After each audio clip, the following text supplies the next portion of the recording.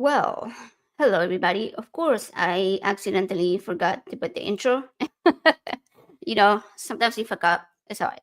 So, anyways, I'll just say the things. Welcome to Rage and Love, where we passionately debate, explore, and review topics about religion, science, history, and current events. So, today we are going to be diving into probably one of the most misunderstood topics in human history: evolution.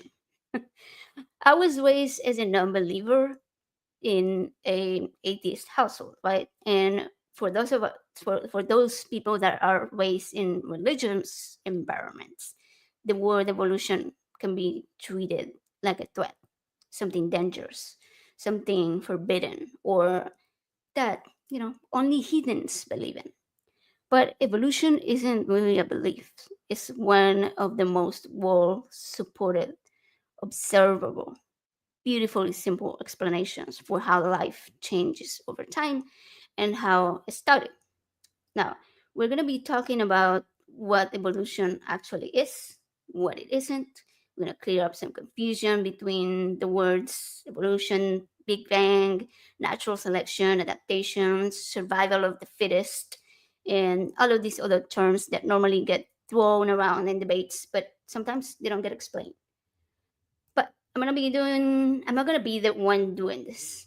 All right, we're gonna bring somebody who studies this stuff, somebody who knows their shit, and um, is gonna tell us about how humans and other living organisms came to be. So let's welcome Austin Sims.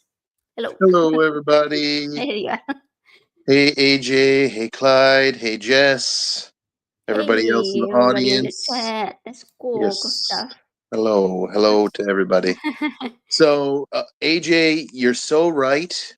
This is one of the most controversial, misunderstood topics. It is.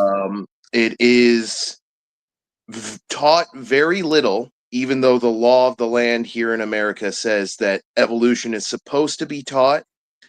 A vast proportion of science teachers either teach evolution very, very briefly and very, very shallow.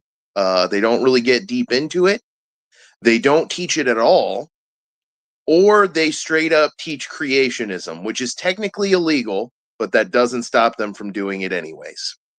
Oh yeah, yeah. I So, don't really remember in high school. I don't think we had it much about evolution. It was something that I learned at home. My mom was like, like really, really into that topic. So that's why I yeah, learned a I lot about mean, evolution. you can imagine why teachers are in between a rock and a hard place in their job. They are criticized by people on both sides of the aisle.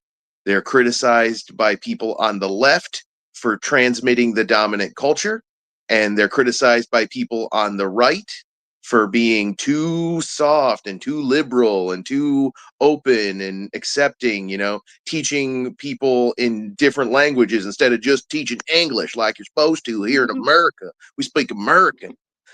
And Speak as American, as yeah, a I've heard that result, one. teachers are caught in between this battle, and a lot of them just throw up their hands and they say, okay, you don't want me to teach your kids, I won't then, you know. So teachers do need to be a little brave. They need to be ready to face possible confrontation, and they need to just teach this theory anyways. Uh, Kids need to know it. You need to know it if you want to be a doctor. You need to know it if you want to be a conservationist or an arborist or an ornithologist. There's so many career fields that knowing evolution is helpful for. The field I work in, for instance, bioinformatics and biostatistics. You absolutely have to know evolution to work in either of those fields. I So mean, it's even here in Texas, where people work a lot in the oil fields, mm-hmm, you gotta know evolution, mm-hmm, right? yep. How do you think they're finding that oil? It's using geology, it's using deep time, it's using chemistry, it's using a model that says the planet is billions of years old. Mhm. And it's successful because that model is mostly true and accurate. So whenever we're ready to get into it, I'll start. talking about it. Yeah, Um, so I was curious let's talk first a little about, bit first. Yeah, yeah. yeah, tell me what are you studying, because I know you're studying something related to this topic. Okay, I am working on a degree in biology. Okay. Previously, I was working on a degree in physics and computer technology. I got very close to completing that degree, and then I landed the job that I wanted to get the degree for. So I was like, I don't really need this degree anymore. And I didn't end up finishing that degree. I've been working at that job for, gosh, like almost a decade now.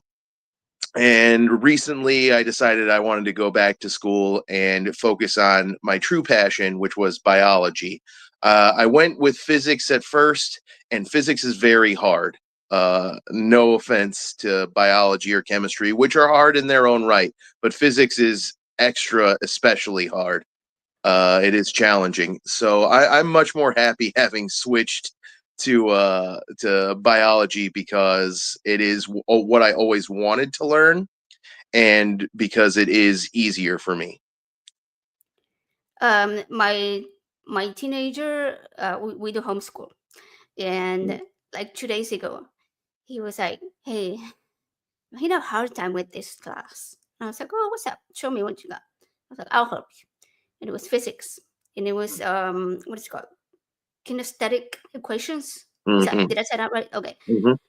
I took one look at it, and I was like, you know what? Let's get your dad. Yeah, Their dad's like, it's math intense. I like astrophysics. Yeah. Not so yeah. We put it aside. We're like, all right, we're gonna have to watch some videos and learn this some other type of way, because yeah, it's not, physics is not my thing. Yeah, it's not a lot of people's thing actually. It's very complex. It It's is. challenging. So, what got you into interested in evolution? Like, where did you decide that was your passion? Okay, so this is a whole story, all right?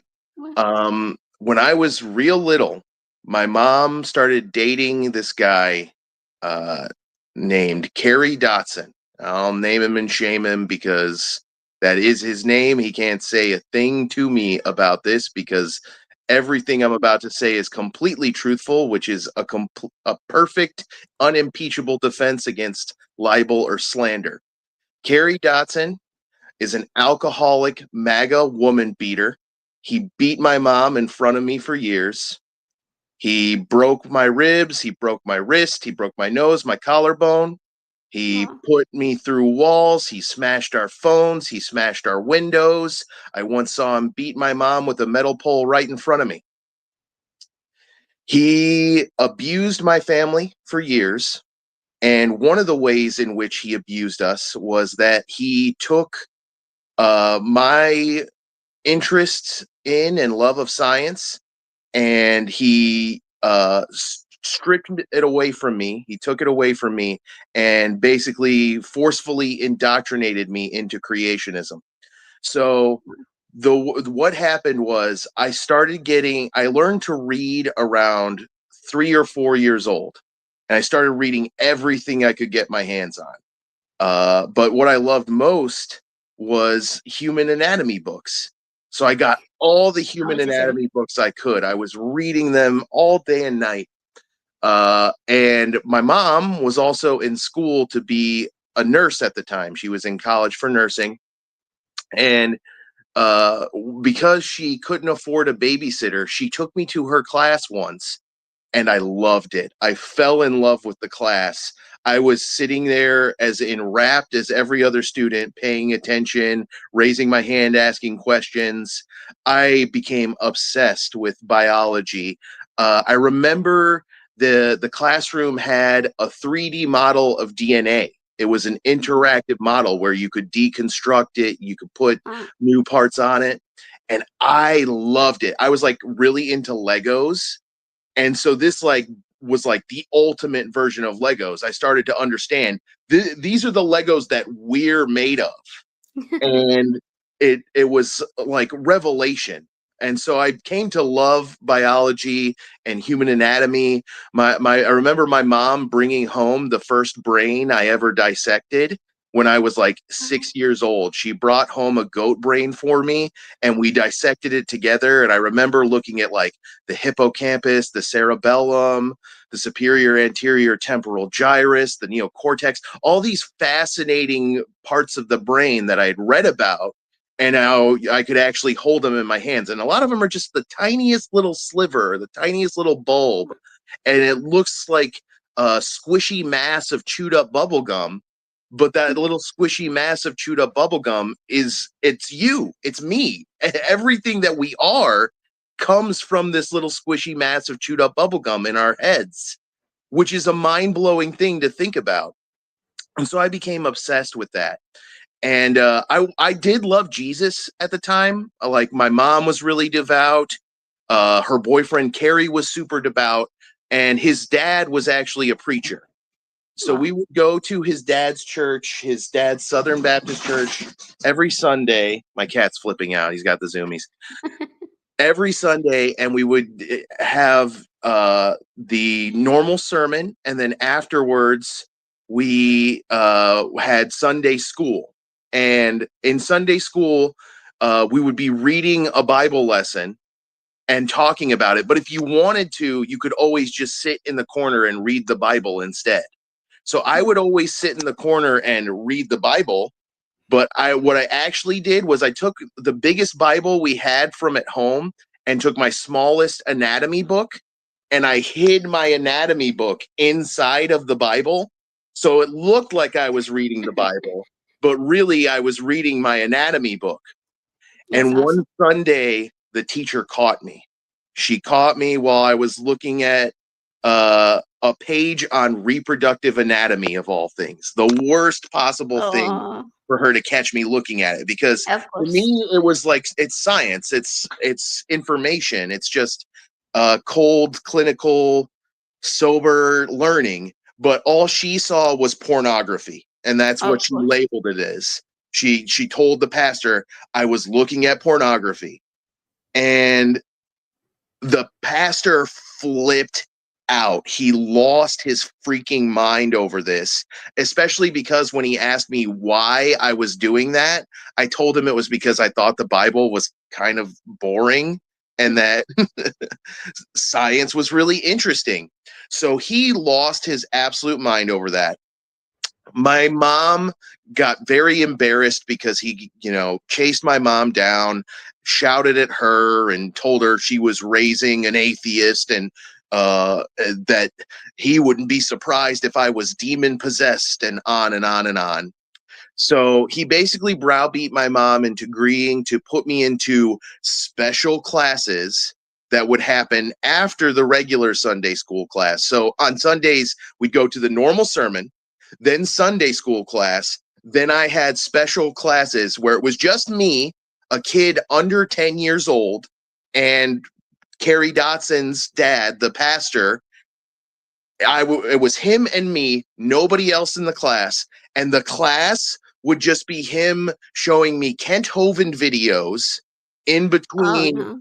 basically screaming at me and berating me, telling me that if I think I'm a monkey, I can go burn in hell with the rest of the monkeys. Monkeys don't get into heaven, only humans get into heaven. And since you think you're a monkey, you're not getting into heaven, and on and on and on. I basically was tortured psychologically and physically because I got a lot of spankings and other forms of corporal punishment. So I was punished mentally and physically. And so I broke down and I realized what I had to do. I have to just accept creationism. So I became the perfect little young earth creationist. I told them everything that they wanted to hear. I told them evolution was a lie. It wasn't true. And I remember the thing they used most to convince me that evolution was a lie and that it couldn't be true was, and they repeated this almost hypnotically, that random mutations can't build new features and fundamentally new body plans. And that's something that creationists still say to this day. And that they basically forced me to be a young earth creationist. I became one to make them happy, and because they took all my books away when I started this special class, they took away all my anatomy books, all my biology books, they took away all my comic books and all my fantasy books. And because I was getting grounded a lot, anytime I'd get grounded, I was literally just sitting in my room, staring at the wall, just wishing I could have my books back. And so once I finally became a creationist, they gave me all my books back except for my anatomy and biology books.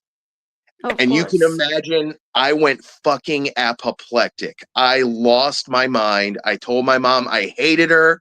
I screamed how I gave them everything they wanted, but they still took the thing I cared about most from me.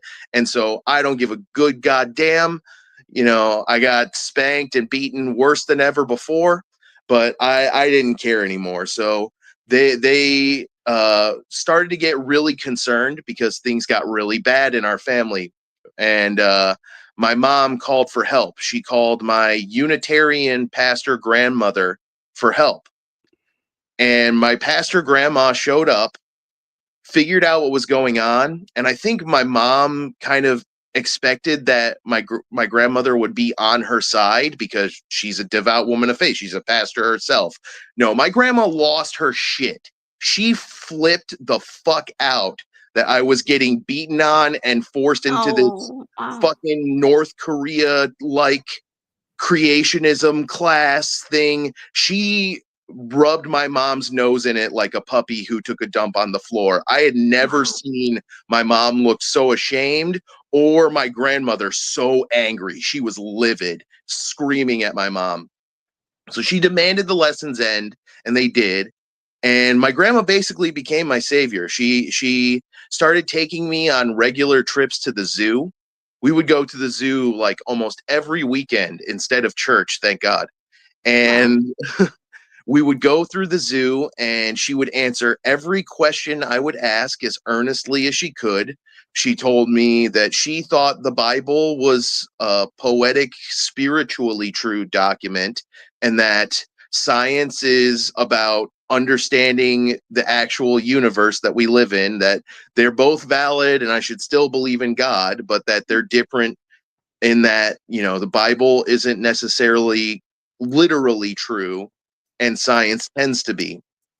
And so over time, I kind of, after a while, my mom died, is the first thing that happened.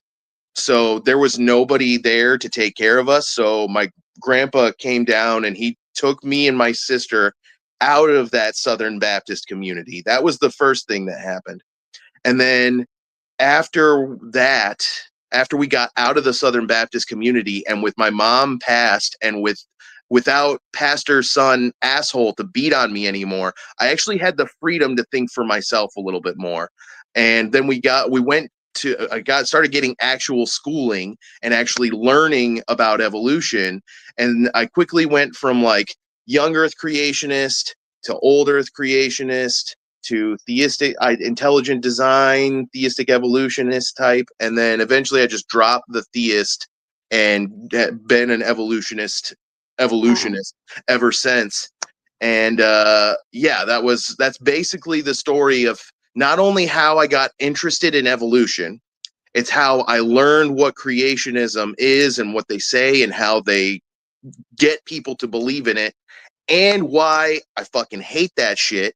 And I have an axe to grind against it, and I'm doing my best to counter it and stop it, shit like that from happening to other kids in the country.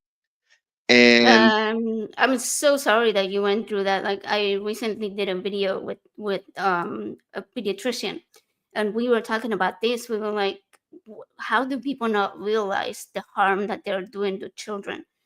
The With indoctrination alone, right? But then scooping you their have brains out people with a like, melon baller, throwing them yeah, into a blender, turning it on the highest setting, and then just pouring the slurry back into your head. Yeah. yeah, but then you have people doing it by force, like Mm-hmm. your mom's boyfriend. You said it was like Yep. her partner, right? Like, this is unbelievable, and they just don't realize how they are literally damaging these children that end up becoming damaged adults too. I'm really glad that you were able to throughout all of it grow and come to be the person that you are today. So I thank you so much for sharing all of that. That broke my heart. I'm sorry. Like Yeah, it's just so sad. It's just that so is part of heartbreaking. why I had a special axe to grind with Kent Yeah. Hovind, because Oh he yeah, was yeah, the one that was in the videos that I was yeah. getting brainwashed with. So Right. when I finally got to debate him and wipe the floor with him, it was one of the most cathartic experiences of my life. I wish I could put that experience in a syringe and just inject it right into. It was phenomenal. I loved it. But yeah, so now Yeah. now as a result, I am in an especially unique position to help address this societally, I think, because I used to be a young earth creationist. I saw the horrible side of it, the dark side of it that most people don't talk about. To most people, oh, it's just a goofy, silly thing that people believe in. A lot of those people are believing it because they're being forced to by Yeah. societal pressure, or in my case, by literal torture. Yeah. So Yeah. that, Torture. That's the only way you can put it. when you think about it that way, it's not quite so cute. And so that is why I think it's important to force it out there, or to resist the influence of it, because there are people who are going to be victimized by it. They're going to either, like you said, be indoctrinated, or like I experienced, the abuse will go beyond just indoctrination, you know. It'll be Yeah. something physical, something force based. But then I That's true. then I started to learn evolution. And here's one of the most devastating, devious things creationists do is, and it's one of the most effective things they do, they make science not fun. They make it Oh. torturous. It's horrible. It's like a repressive, vile sermon instead of actually learning. When you're actually learning evolution, it's tons of fun. It's so cool. There's so many questions that get answered. There's so many things that you didn't know about the universe as you start learning Okay. this model. You look at things all differently. You know, it is one of the most fun things you can learn about, and they make it just a nightmare. And so I think that's one of the problems, is that creationists think that learning about evolution will be like what going through a creationist sermon is like, and it's not at all. It couldn't be more different. Yeah. It Like can be so much fun.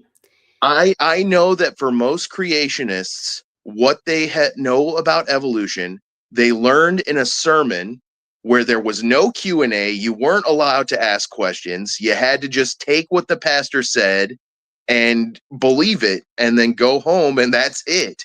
That's not how actual teaching happens. It's a lot more interactive. People get to ask questions that mean things to them personally. It's a discovery.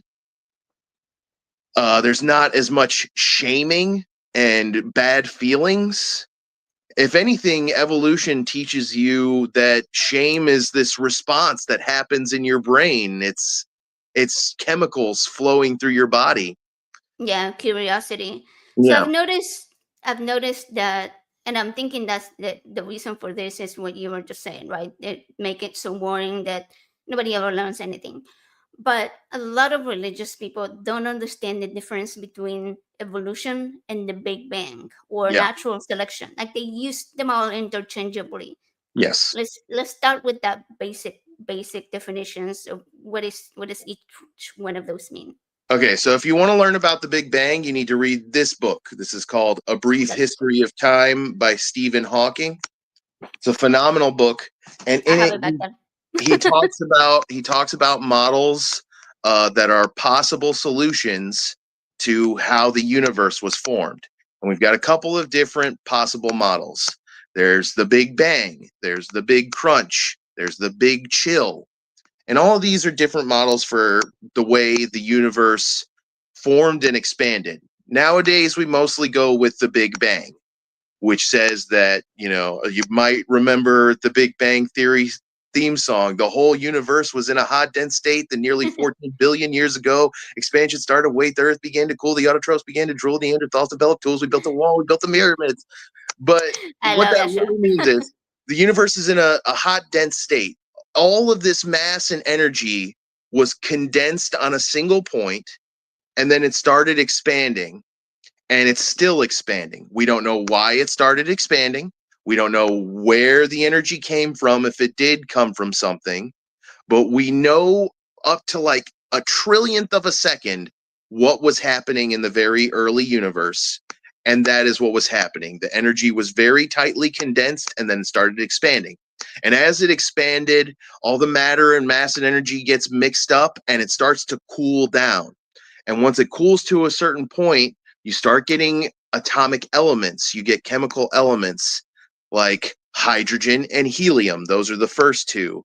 Hydrogen having just one neutron, one proton, and one electron, and helium having two.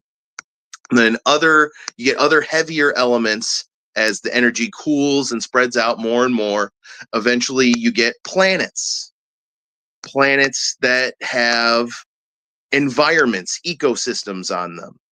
Like early Earth was mostly a soupy, sloppy ocean ecology. It had lots of water on it, and the water had lots of other chemicals in it.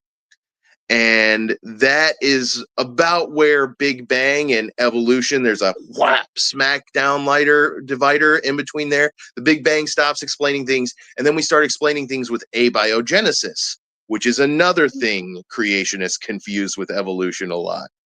So abiogenesis is the theory about how life formed out of this early Earth state that had no living organisms on it yet. So the Big Bang is how the energy in what was called the singularity started expanding and forming planets and galaxies. And then abiogenesis is about how life formed on some of those planets and some of those galaxies. And then evolution is what happens to that life once it exists. It evolved, right? Yes. Yeah, and to further clarify, the Big Bang is the beginning of space-time. It's not the beginning of a universe. The universe was allegedly already there. Yeah, I don't know if you can even call it the beginning of anything. It was just a state of change. The universe went from being unchanging to changing, and we don't know exactly why it did that. And but we started measuring things at that point, basically. Yeah. So you can't really tell what was before. Yeah. As far as like I would say, what was before?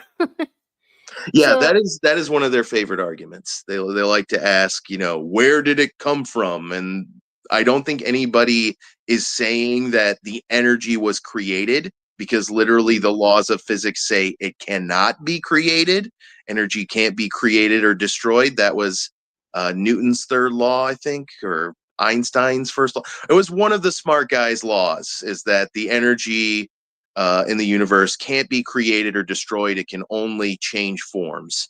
You can take heat energy and convert it into kinetic energy. You can take kinetic energy and convert it into heat energy. You don't lose energy at any point. You do, in the sense that there's such a thing as efficiency. So when you're converting kinetic energy into thermal energy, you'll lose some of the kinetic energy in the form of sound. And so you won't get 100% conversion, but none of the energy is destroyed in that process. It's just converted into something other than what you specifically were intending to convert it into. So energy can't be created or destroyed. So if somebody asks you, who created the universe, they're just woefully uninformed. They don't know what they're talking about. Yeah, they don't even know the laws of thermodynamics. Yeah. So anyways, again, to go with definitions, natural selection will be like what drives evolution, right? Let's start with the most important definition. Okay. Science. Good one. We need to define science before we start talking about Absolutely. evolution. Science is just a process. It's a way of thinking methodically.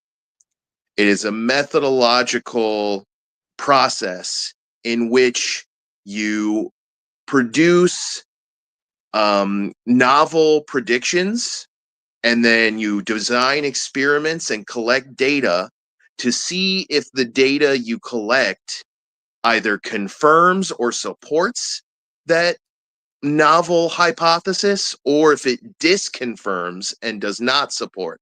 So, like, I can hypothesize that all balloons are red.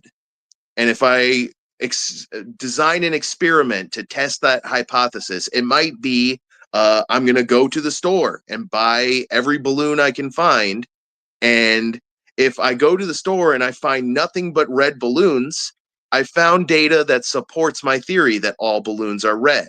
That doesn't mean my Right. theory is right, because let's say somebody wants to repeat my experiment and they go to a store and they find nothing but blue balloons. Well, there's data that disconfirms my theory. The theory gets thrown out. Now we've got a new theory. Balloons are either blue or red, and then so on and so forth. So throughout the scientific process, you start with the hypothesis that's sort of right, but a little bit wrong.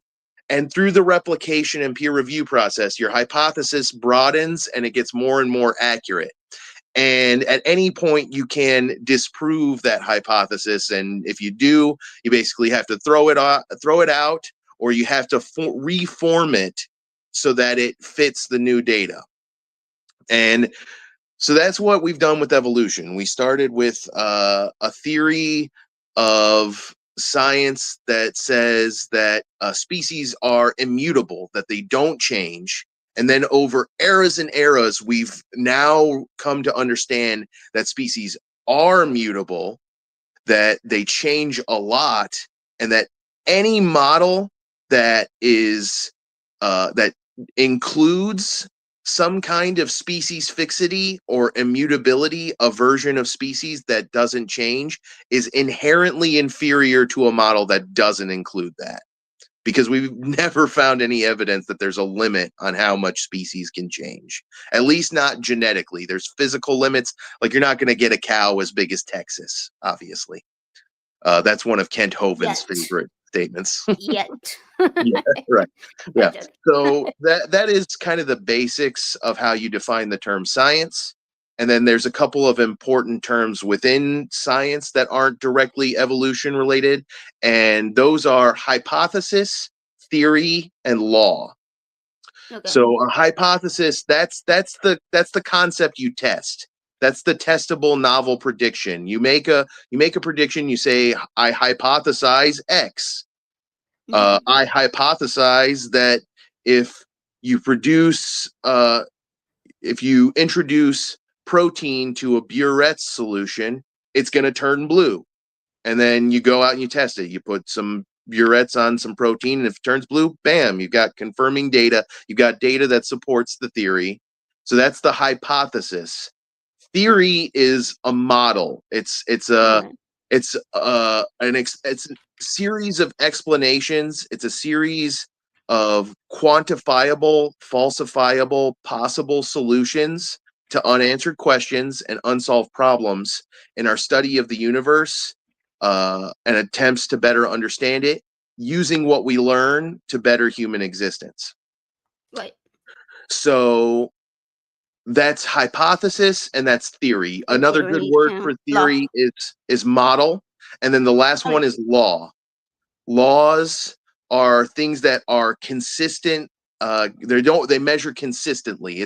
They're often described mathematically, like the law of gravity, gravitational Mhm. attraction could be described mathematically as m1 times m2 divided by d squared, the mass of the first object multiplied by the mass of the second object divided by the square of their distance. That would describe a law of gravity.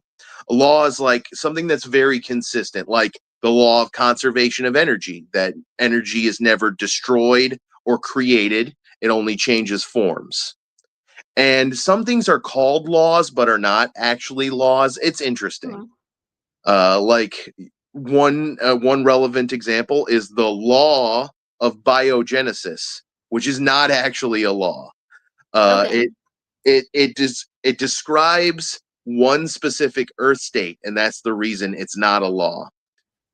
So creationists and evolution deniers, they get things mixed up all the time. Big Bang Theory, the germ theory of disease, biogenesis, and abiogenesis, they get all those mixed up a lot. That's true. Yeah, there's so many things that I've noticed that especially creationists, because I would say that a lot of people that are religious are not creationists, and so they're Mhm. more they're a little bit more science oriented, but not necessarily quite there yet. Mhm. Um, I was thinking earlier when you were talking about something specifically, why does the word evolution scares people that believe in God so much? And I think it just threatens out of their scripture. What do you think? Why do you think that So they're so afraid to believe in evolution? here's how I view the intersection of evolution and religion, especially the Christian religion. Evolution does not necessarily disprove God, Hmm. and God doesn't necessarily disprove evolution. It's true both ways. You can have evolution and still have a deity that is just the entity that set the universe in motion. Augustine said, there are those that believe that only the world is made by God and that everything else is made by the world, but by and according to his divine ordination.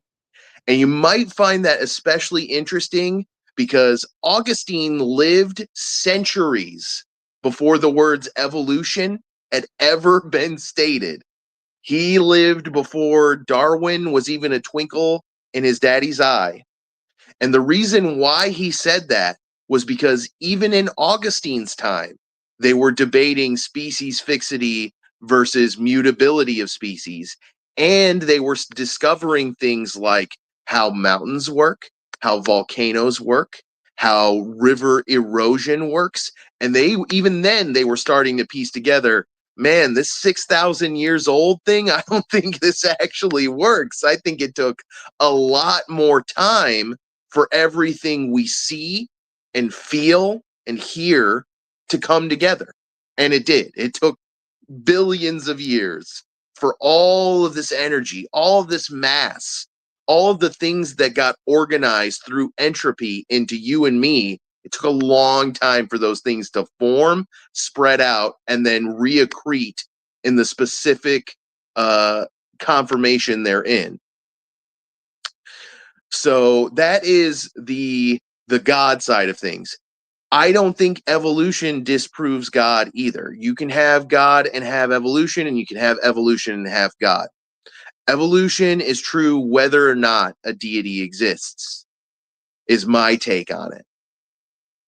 What it causes the controversy and the strife is that evolution does disprove one specific thing. It disproves a specific way of interpreting the Bible. You cannot have a literal interpretation of Genesis and evolution be true at the exact same time. It just doesn't work that way. If evolution is true, then the Adam and Eve story isn't exactly literal. There wasn't one man and one woman in some magic mystical garden at the start of creation. Humans didn't exist until long, long after creation happened. If there was an Adam and Eve, they were some kind of arcane human, like a Homo ergaster or something like that. But obviously, you can see how that causes problems in trying to create a solid biblical exegesis. So a lot of people would rather just say evolution's a lie so they don't have to worry about how they can interpret their Bible in concordance with evolution. Yeah, and what you were talking about earlier when you said that that you were sent to church and that they saw you reading a book and they started pushing you to learn about creationism, and that told you basically that if you thought you came from monkeys, that part, if you think you came from monkeys, and I think that's where the threat is, you were what you just mentioned, right? Because Mhm. if we came from monkeys, then we can't have come from Adam and Eve. Then Hmm. that story completely breaks down. There, And there's for a way you me, could. There's a way you could look at it. You could say Adam and Eve was a spiritual thing. That there was a mm, spiritual Adam or a spiritual Eve, and that the fall was mankind coming to love sin. And you can tweak things around a little bit and get it. But yeah, I think you are mostly right in that if evolution is true, there isn't an exact Garden of Eden and literal Adam and Eve, which means no original sin. There was no Eve in the garden to be tricked by the serpent into eating the apple. No original sin means no reason to send a savior to absolve us of original sin. It's like a series of dominoes that starts toppling over. And for a lot of people, at the end of that process is atheism. And that gives the church people, like, oh my gosh, it gives them flop sweats. They're so nervous that if you and learn even a little bit of it, that you're going to lose your faith, that they yeah, say, don't accept any of it. It's all lies. It's all lies from Satan. And that is how they inoculate themselves against the doubt that yeah, evolution can cause. yeah, that is so true. Yeah, I don't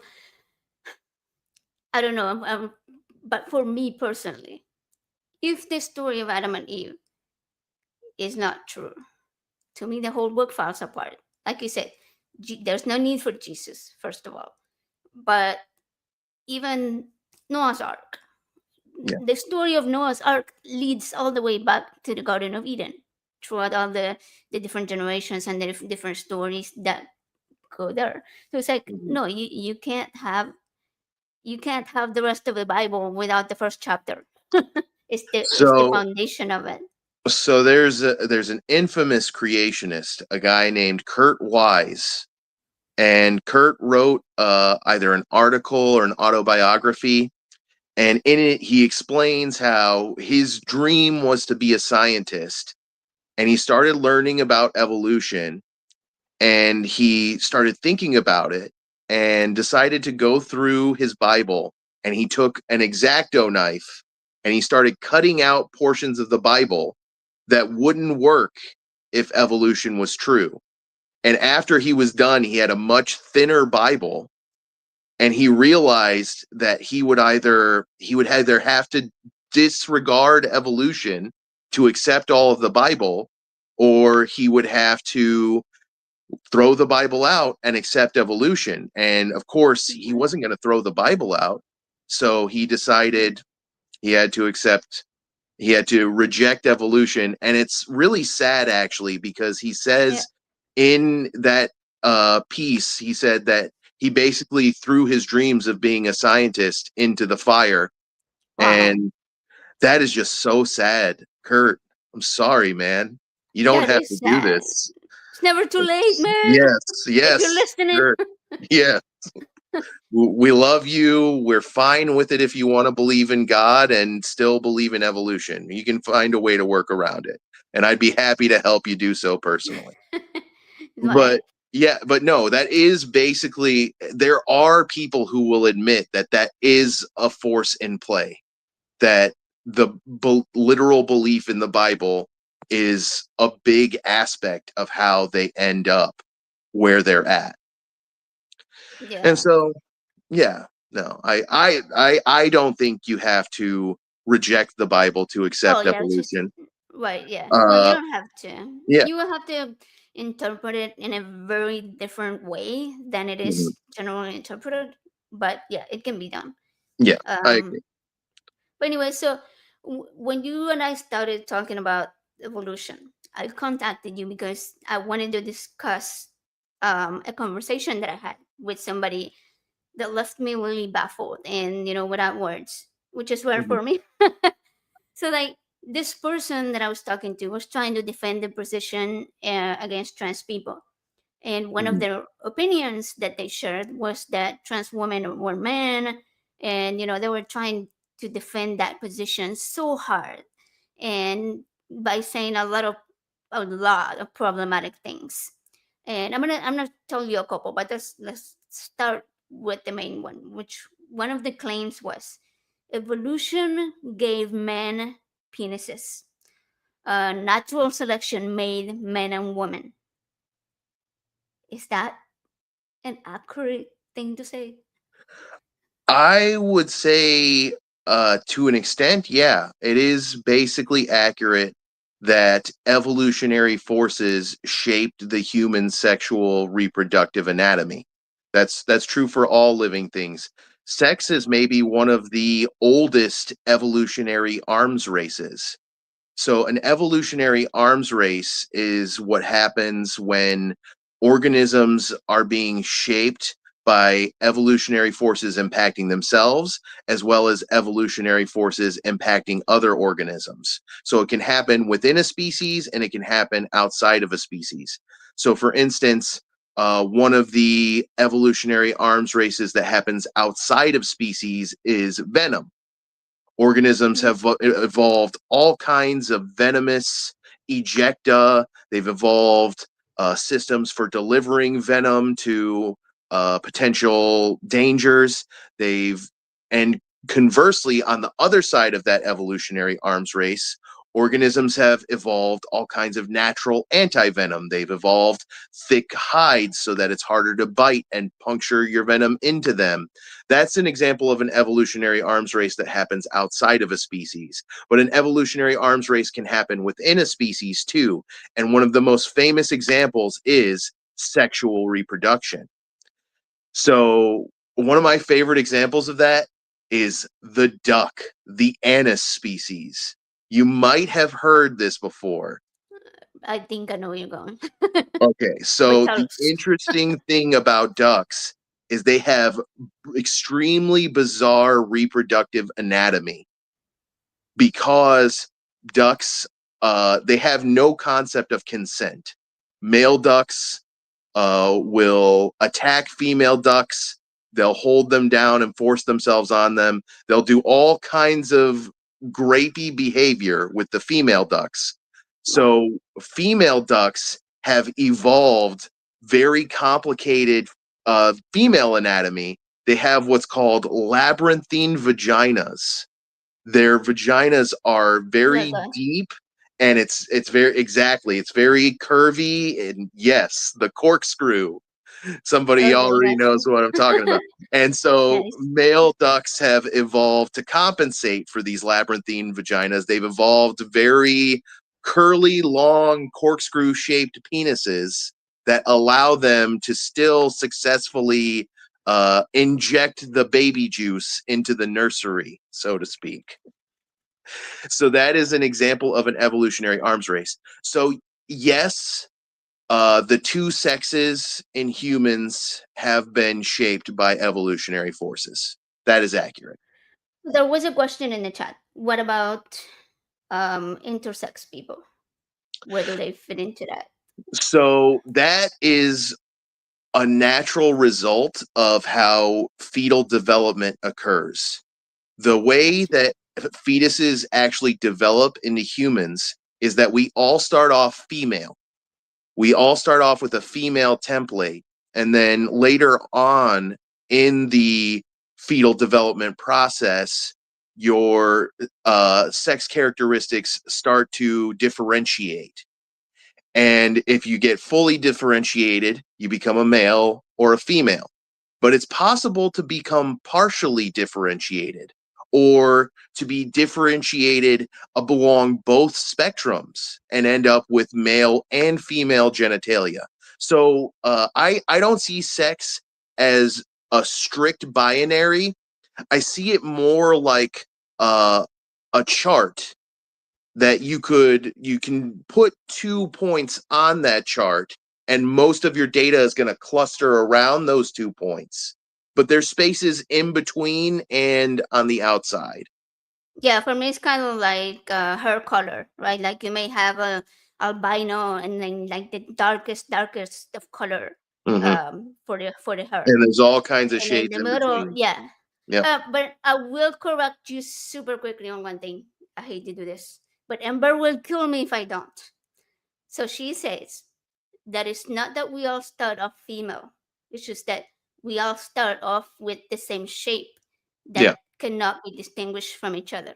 So it's neutral. We start neutral and then develop into either That's the probably other or in accurate. the middle. Yeah, Ember knows her stuff. I know.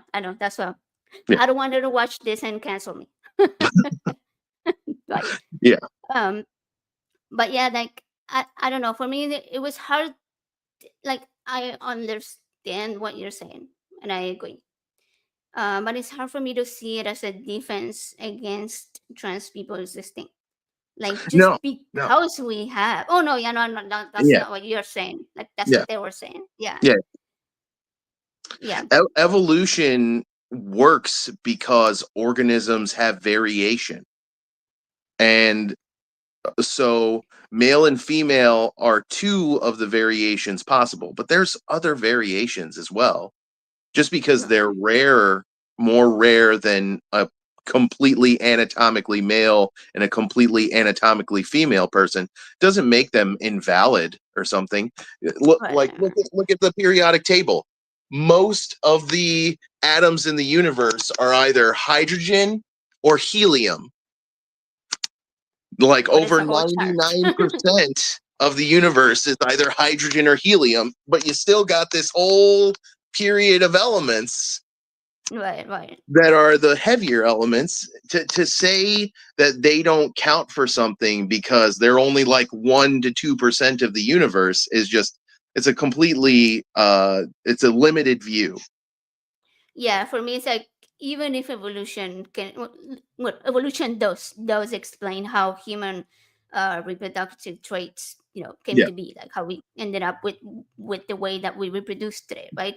But it Mhm. doesn't really say anything about the way humans should live their lives or whether they should be able to modify their bodies, which is one of the claims. Like when you are created to be male or you are created to be female, that's not true because we can swap organs, right? Like if Mhm. someone has a bad heart, you can have a heart transplant.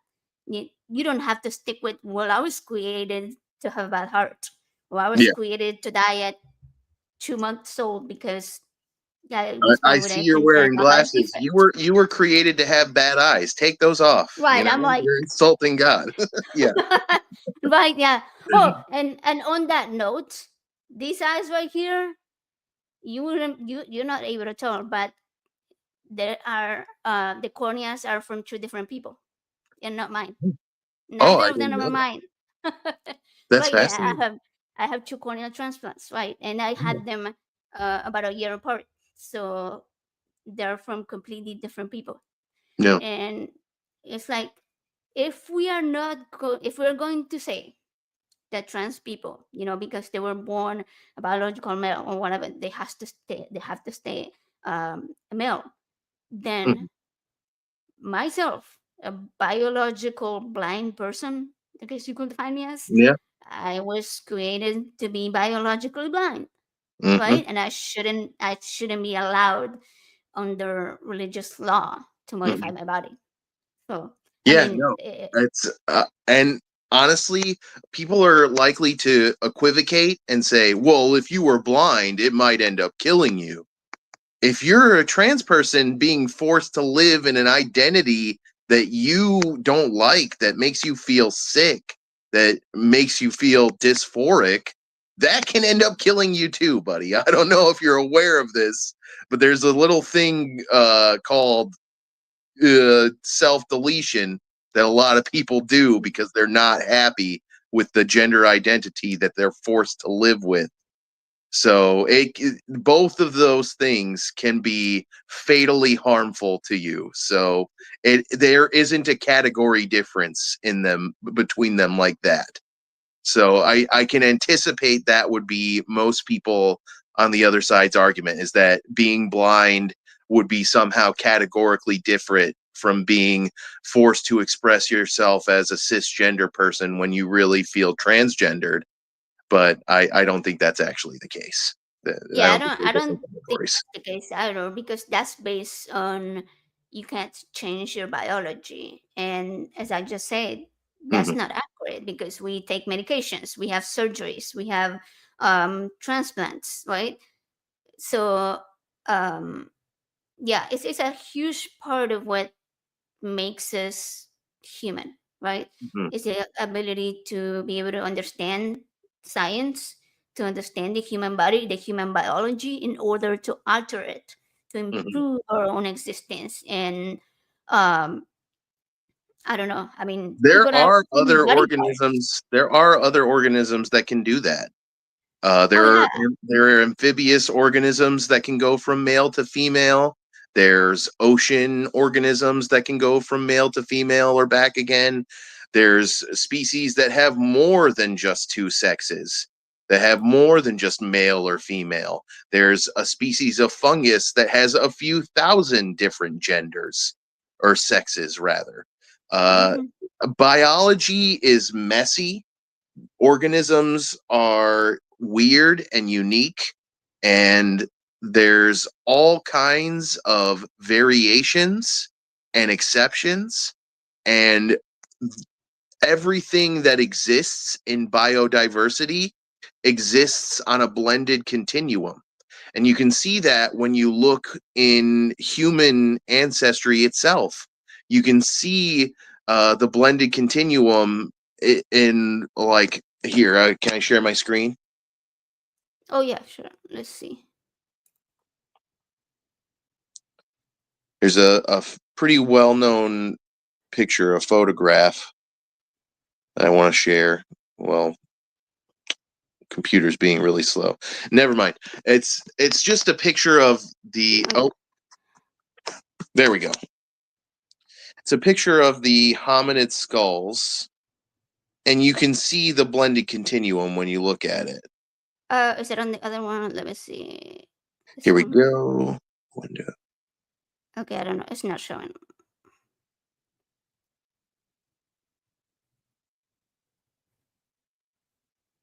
Can you see it now? No, let me see. It says I'm sharing. Okay. No, I don't see anything. Oh, that's odd. Hmm. Okay. All right. Well, you can go and look it up. It's just Google hominid skulls, and you can see the blended continuum.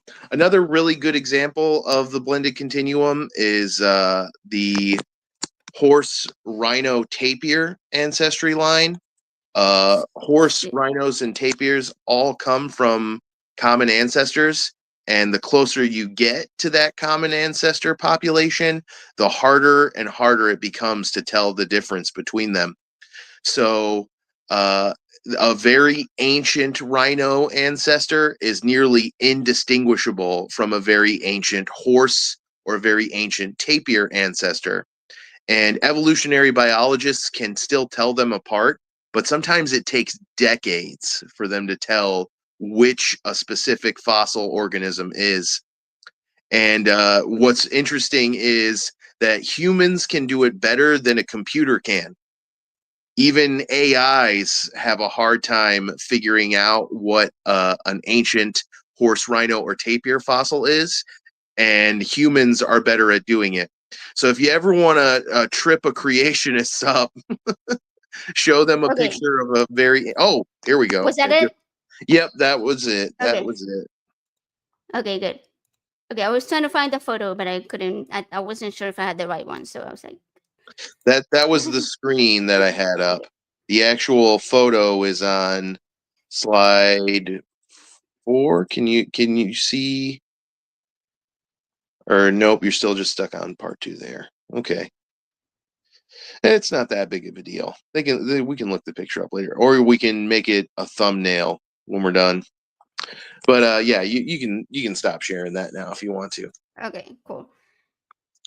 Yeah, I just wanted to show that you can show a blended continuum. Sorry, I was reading somebody's comment there. Anyways, uh, you can show that life is a blended continuum fairly easily with a number of species. The human species, the anas species, those are ducks and goose and species like that. And then the horse rhino and tapir. Birds in general are a great one to show the blended continuum of organisms. Uh, yeah.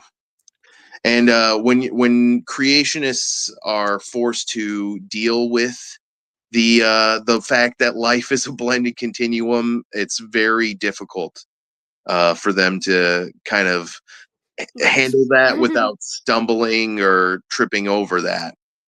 You know, you send them a picture and you say, "What is this? A horse, rhino, or a tapir?"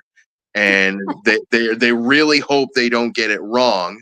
But even the fact that you have to think about it and be like, "Gosh, I'm not sure," illustrates the fact that it's a blended continuum and really shows how the data supports the idea of common ancestry of one population of organisms becoming multiple populations over time. Oh yeah, okay. Actually, I had a graphic to show for that. Hold on, let me see if I can find this thing. Um, okay, so there's the typical graphic that people see often to depict evolution, Mm. which is this one. Oh yeah, the But March of like, Progress. right, but it can This be problematic, right? this isn't a great one. Yeah, it has its Right. issues. So Because in reality, evolution's this is best. a good one. That's a really Right. good one. That's a great Right. one. Yeah, so it's like where it says at the bottom, it says birth of the earth, and then you Mhm, see it sort of like the roots, right? And then you mhm. have all of these branches that grow out, and you have like plants and fungi and crabs and bees and snails and fish, and then you get reptiles and birds and humans. So Huge it's crab fan, personally. oh yeah, same. There's a fascinating phenomena in evolutionary biology called carcinization, which is the tendency of certain groups of organisms to evolve into crab-like forms. Nature loves a crab, as it turns out. They just have just great traits for survival and propagation of their specific suites of characteristics. It's incredible how many different crab-like organisms have evolved. Crabs, lobsters, limpets, barnacles. There's just so many of them, and they're all basically just arthropods. It's Yeah. one of the major phyla in the kingdom Animalia. There's like 8 different major phyla. The there's Peripherans. Those are your sea sponges. There's annelids. That's a kind of worm. There's nematodes. That's another kind of worm. Evolution loves crabs and worms. There's so many crabs and worms in Wow. the kingdom Animalia. That's amazing. Yeah, I love I crabs. won't One of my favorite. torture you with all the different animal phyla. But if you ever get a chance to learn the major animal phyla in the kingdom Animalia, do so, because it covers a huge proportion of the organisms on the planet.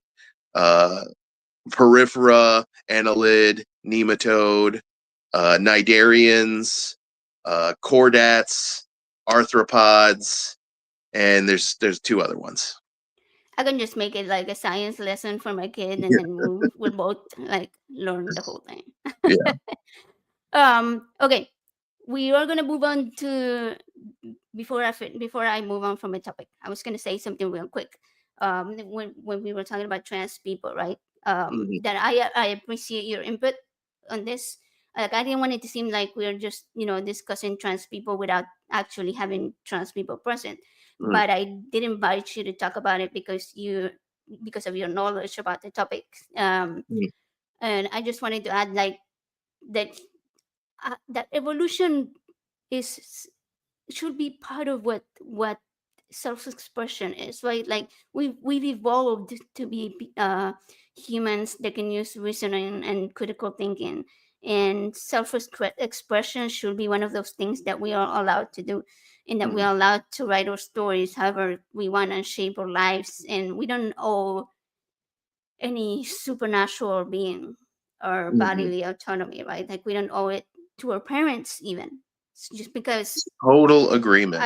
yeah, like just because I created, because I decided to have a child, doesn't mean that I have the right to control every single move that my child makes, or decisions that they make. Like, Agreed. sure, keep them healthy, keep them safe, keep them happy, but allow them to explore, allow them to understand the world, and dig into that creativity, and develop their own identity that is separate from your own.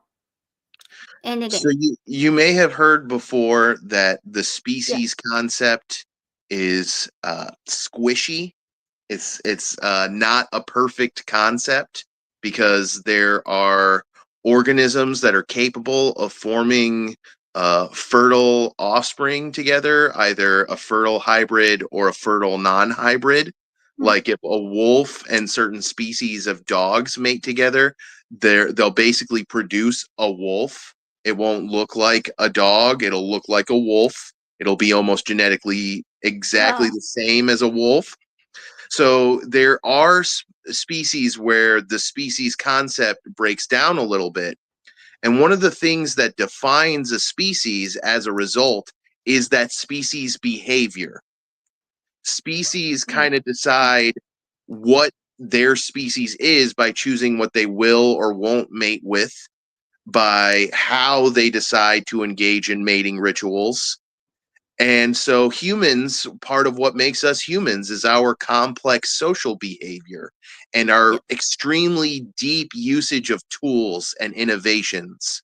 We have tools and innovations unlike any other species on the planet.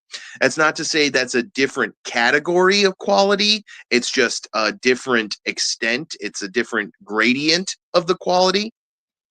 So it's not a difference of category, but a difference of degree. But it is one of the things that makes us uniquely humans.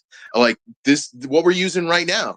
This is a uniquely human tool that we've developed to allow us to communicate with each other all over the planet. Right. So yeah, I would think those innovations, the innovations that give humans the capacity to change things about their body, yeah, that's absolutely one of the things that makes us human. Yeah, part of evolution. Yeah, I Yeah, like that. I agree. So when we were discussing the topic for the show today, you mentioned something called the cult of ignorance, and I wasn't familiar Yes. with the Okay. term, but Yes. I'm guessing some of our listeners probably are not either. So let's talk about it. So there is a massive industry Hmm. that perpetuates falsehoods, misinformation, and disinformation for a variety of purposes: political, economic, religious, sociological, and psychological. And there's a lot of different subsections of this, what's basically a larger cult of ignorant people who are ignorant of the things that prove their specific subsect of the cult wrong. And some of these subgroups in this cult are way more dangerous than others. For instance, I think anti vaxxers are the most dangerous subgroup of this cult of I ignorance. agree. Yeah. They are the most dangerous because vaccines protect lives and health, and they do so most of all for children and babies. If you're in the age range of 5 to 7 or younger, you are the person who is most likely to be harmed by coming into contact with someone who hasn't been vaccinated. Babies and children 5 to 7 and younger, in a study that was done on the EPI program, the extended program of inoculation in Europe. Out of 154 million lives protected, over 90% of them were children 5 or younger, and over 60% of them were babies. And so what that means is vaccines caused a precipitous drop in infant mortality, a lot less dead babies. And so anti-vaxxers are the most terrifying and most dangerous because their nonsense is going to actively create more dead babies and children. So they're one of the scariest, most dangerous sections of the cult of ignorance. But there's a bunch of other ones, and creationists are in there too. So you've got your anti-vaxxers, your climate change deniers. Those ones are really dangerous and bad too, because that could doom us all. Creationists are, I'm trying to rank them in the order of how dangerous they are. Creationists are just kind of silly. They only really get bad when they start doing bad things because of creationism, but creationism itself doesn't directly produce anything bad. Well, Then but there's, the belief in that ideology can lead you to being an anti-vaxxer, right? To like there's pseudoscience, huge and so overlap. There's yeah. huge overlap. Once you start sucking on one internet misinformation crack pipe, odds are you're going to get addicted to at least one or more other ones. And that is what it is. It is an addiction. It's an addiction to ego gratification. It's an Mhm. addiction to sadistic supply. It's an addiction to a belief that you are of superior intellect to the people around you. Everybody else around you is a brainwashed sheep, and you're a brilliant, insightful, genius truth seeker, and you have figured out the big secret that nobody else has. Oh, man. Yeah. So that is basically, that's the cult of ignorance. That's what I mean when I use that term. And so I think you can, the 5 or 6 biggest groups: anti-vaxxers, climate change deniers, creationists, flat earthers. This one, the flat earther one, isn't particularly dangerous. They're just shockingly stupid, like mind-blowingly stupid. Flat earth is something you can prove is wrong with just basic logic and looking at things. If you go outside and look at the moon, you've disproved flat earth. Great job.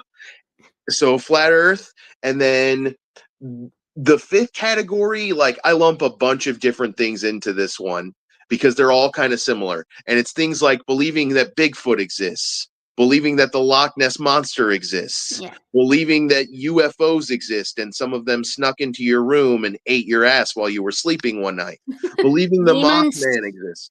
They're probably freaky. They're probably into that kind of shit. But I don't think it actually happened to you. And so this is all kind of different segments of the cult of ignorance. Those are the biggest ones. And then you have smaller ones, like, have you ever heard of homeopathic medicine?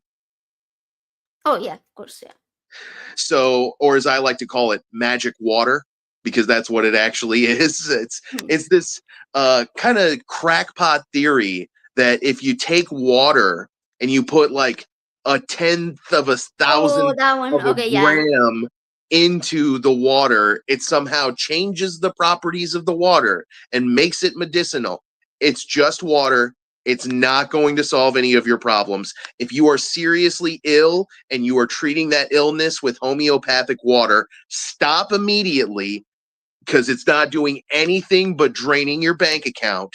Oh Go yeah. see a real doctor and get some real medicine, because people have been killed by homeopathics. They have been killed not by the homeopathic itself, because again, it's just water. But They they're have been untreated. killed by Yeah. foregoing treatments that could have helped them, instead just drinking water. And it's not even enough water to hydrate you, is the sad part. Oh yeah. Like, Unfortunately, I run into that when looking for help with my kids' mental health stuff before diagnosis of OCD. We had like a really long wait for psychiatric help, and so I was like desperate to look for something, some type of therapy that will help, right? Like mhm, I don't know, you see like EMDR therapy or all that stuff. mhm. Um, And so chiropractic. Yeah, and so I run into that homeopathic I water crap, and I was like, oh my goodness, like there's people actually like hmm not giving their kids psychiatric medication, like I don't know, Prozac or whatever, because they believe that this is gonna cure them hmm or heal them. Oh my goodness, it was So I got interested in chiropractic because I couldn't figure out if I thought chiropractic was woo woo or if it was like real medicine, if there was something really to it. And so I went around to a bunch of chiropractic offices, and two main things sold me on my current position on chiropractic, which is that it is quackery, it's woo woo, it doesn't actually help. The first one was when I learned that subluxations, the thing that chiropractic medicine is supposedly supposed to treat, this idea that bones in your body can be misaligned and not in the right place, they call that a subluxation. Yeah, those have never been proven to exist. Yeah, I thought it was like they took x-rays and they were like, here's a subluxation here and here's a subluxation there. No, there's no evidence yeah. of any such Fun thing. story. I've been to chiropractors, and there's some of like ages ago, right? Like I don't know, 15 years ago. And the first one that I went to did like this thermal sort of testing, like where they have you laying Mhm, on your chest, and mhm, then they go up your back with some mhm, type of measuring thing, and then they put it on the screen, and all the things that are off track, like way too much heat here and mhm, way too much over there, and they're like, well, this is the parts that we need to treat. And so we did the whole treatment. I didn't feel any better. My conditions didn't improve. It helped with my back pain because like when they crack you and stuff, it feels mhm, good. That's about as mhm, much as it helped. When I did use it way later on, many years later, I went for physical therapy, but the physical therapist happened to be a chiropractor. And mhm, so he will do like all of these twistings and turnings, and then we would do the mhm, physical therapy. And I mhm, think I felt better because I was doing the actual physical therapy mhm. and not because of all the cracking that he just done. So, yeah. So I brought it up because the first thing was the subluxations. The second thing was that every chiropractic office I went to sold homeopathic medicine as well, Mm, and it was yeah. just freaking water. But no, you are right. When they are jerking your joints around like that, they really ought to be doing it based on some kind of evidence, and they don't have that.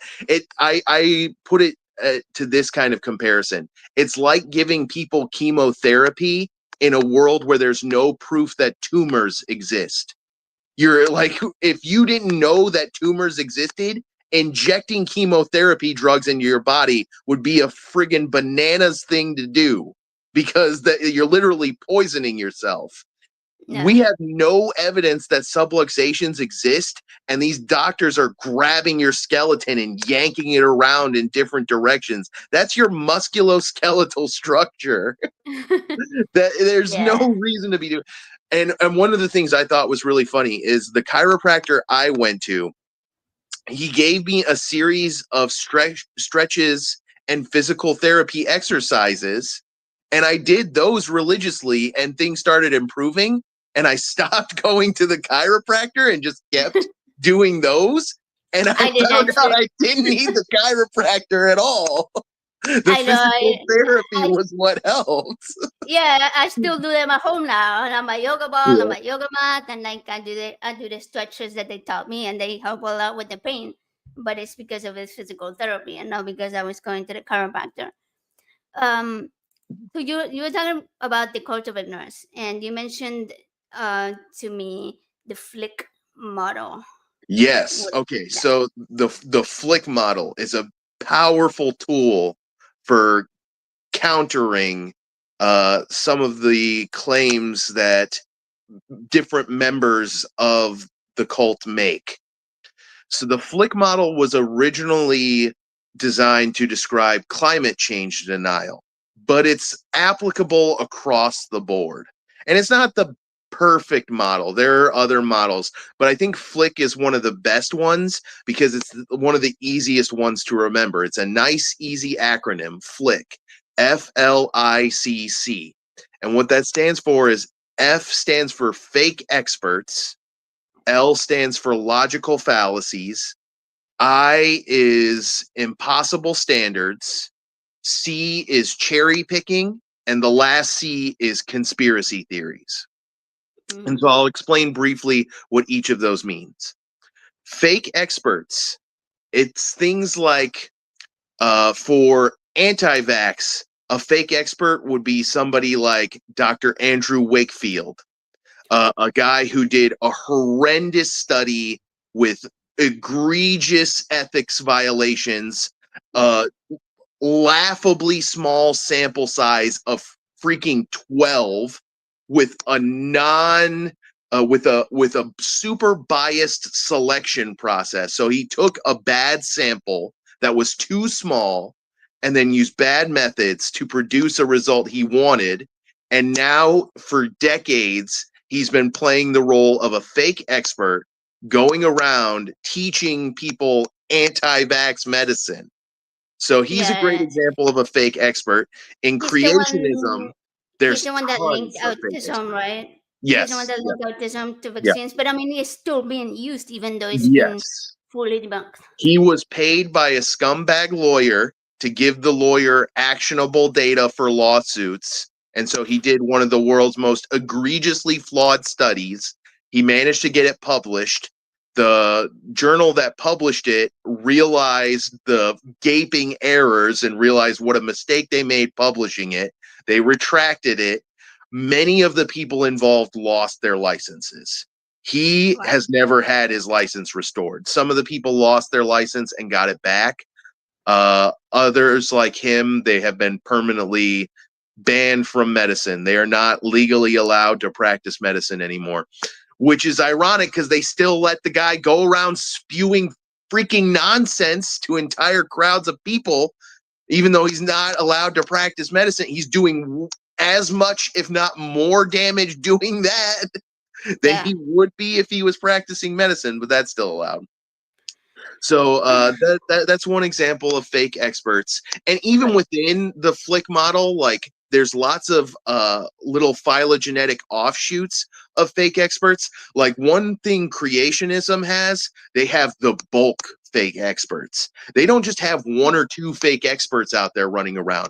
They have entire companies of fake experts. They have the Discovery Institute, Creation Ministries International, Answers in Genesis, all of these different organizations, and literally the entire staff are basically fake experts.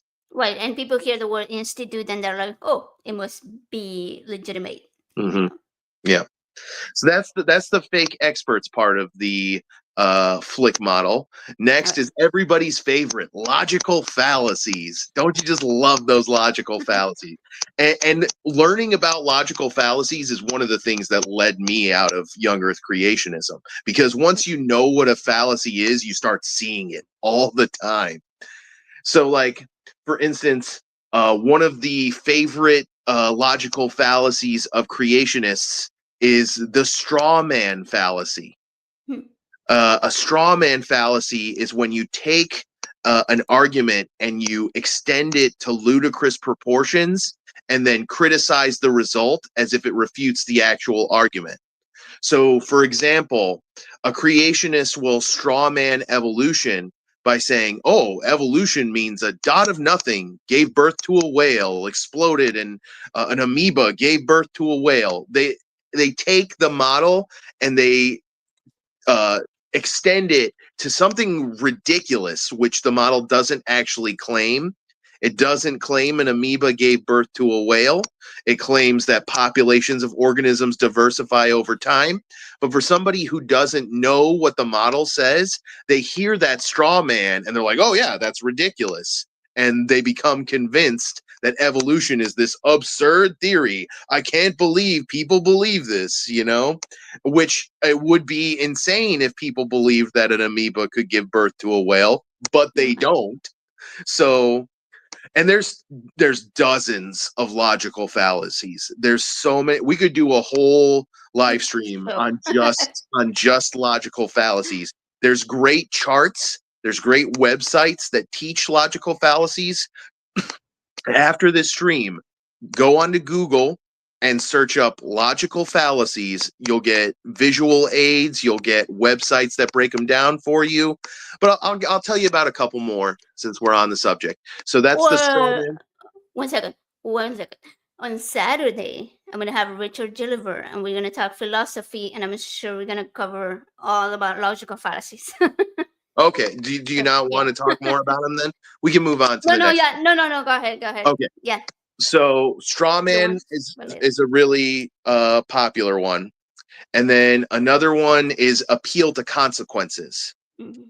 That's an argument creationists use a lot where they say, "Oh, evolution means you're just an ape," like my pastor did to me. He said, "You if you're just a monkey, monkeys don't go to heaven. Monkeys are created in the beautiful image of God." What you'll notice about the appeal to consequences, it completely disregards whether or not a claim is true.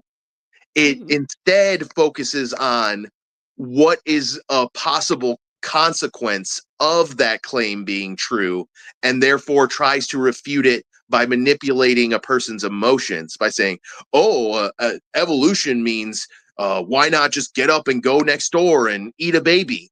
Because Yeah, it's all just matter. It's all just humans do it, following chemicals in their brains. There's no God telling them not to do that. So why not just let a lion eat a baby? It doesn't make any difference." And this is something I've actually heard Kent Hovind say multiple times. I believe that. So that's the appeal to consequences. That's the straw man fallacy. Another very common fallacy is moving the goalposts, Oh yeah, and this is one that oh yeah. all of them do. It's one of the most irritating ones because it reveals that their behavior up to that point has been performative, that their questions up to that point have just been rhetoric. And so, what the moving the goalpost fallacy is, people do this a lot when you're trying to prove evolution to them. They say, "Well, show me the evidence for evolution." And then you say, "Okay, here's a chart with the horse, rhino, and tapir ancestors, for instance." And then they'll say, "Well, that's not evidence for evolution. You've never seen an animal turn into another animal." And you'll notice Well, what happened is they made a request for a specific piece of evidence. That piece of evidence was provided. So then they just switched it to another piece of evidence that they now want you to provide without acknowledging that the evidence that they requested initially was given to them. And what'll happen, those goalposts will just keep moving. You can provide evidence until you're blue in the face, and they'll keep finding a more ridiculous position to move the goalposts to. And I think basically all goalpost shifting terminates in solipsism.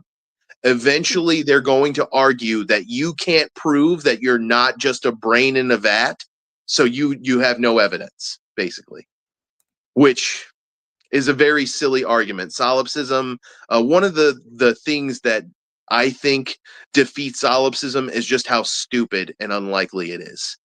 Like, does anybody actually think that other people aren't real?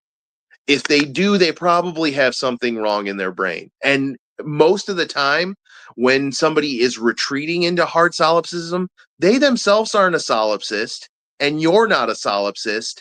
So they're talking about a philosophical position neither of you actually adhere and subscribe to, just so that they can discount your evidence.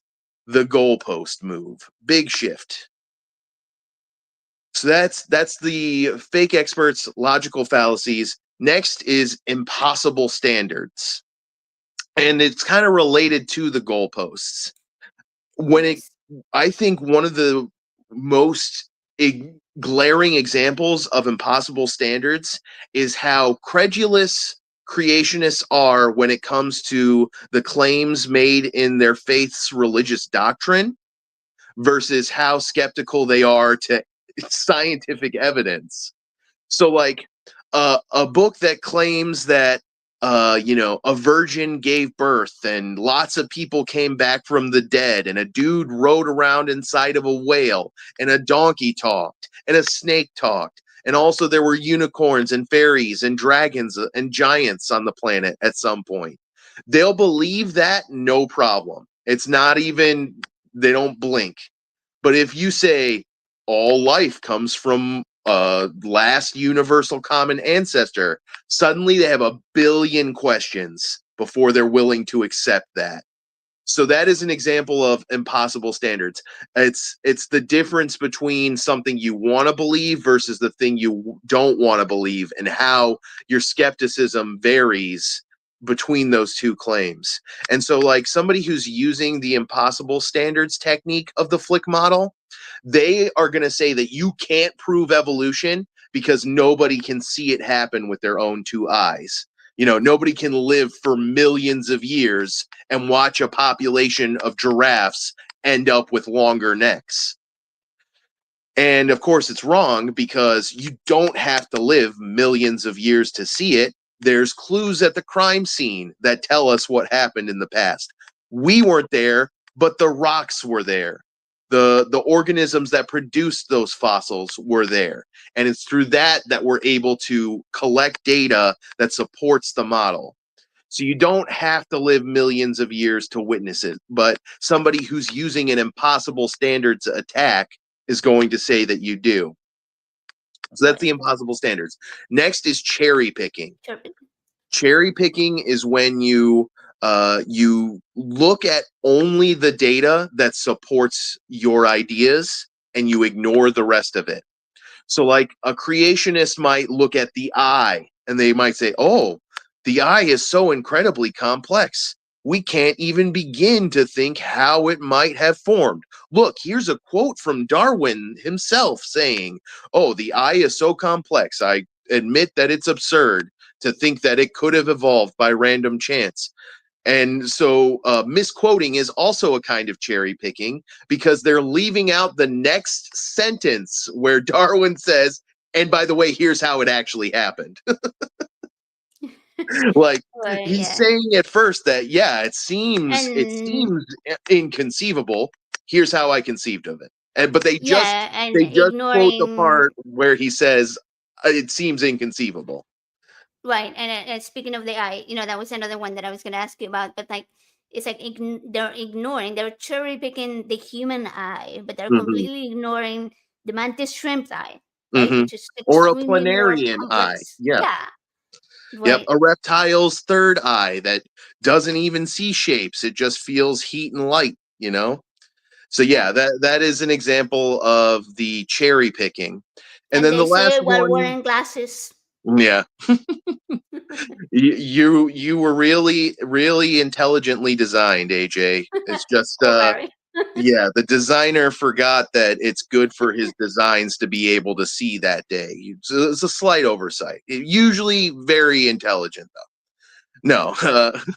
Yeah, the intelligent design claim is kind of funny. I know people that will die if they eat a peanut. Doesn't seem like the most intelligent design to me, but yeah, for a lot of people.